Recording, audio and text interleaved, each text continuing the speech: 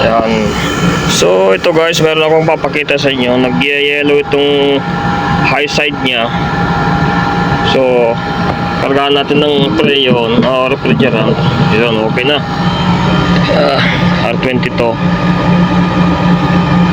Ayan, nasa 50. So dagdagan pa natin.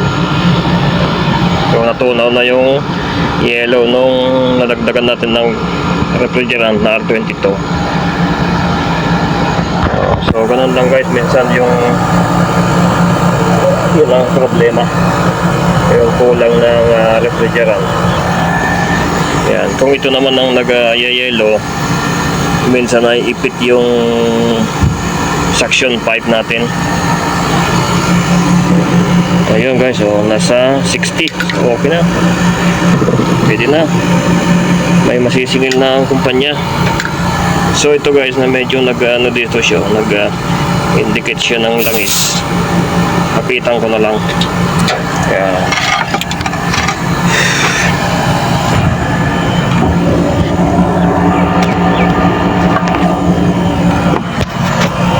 Ayan na, ganyan na yan.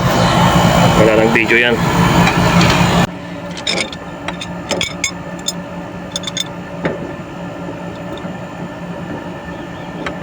Wala na. Ayan na ang pasok ko na. Iyapit natin.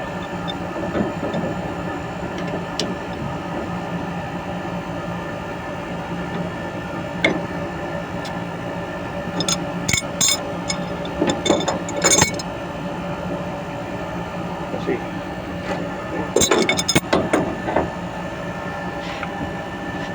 iyon. Yeah.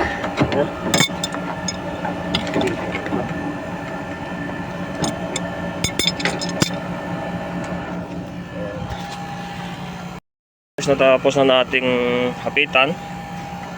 So pwede na natin ibalik yung takip.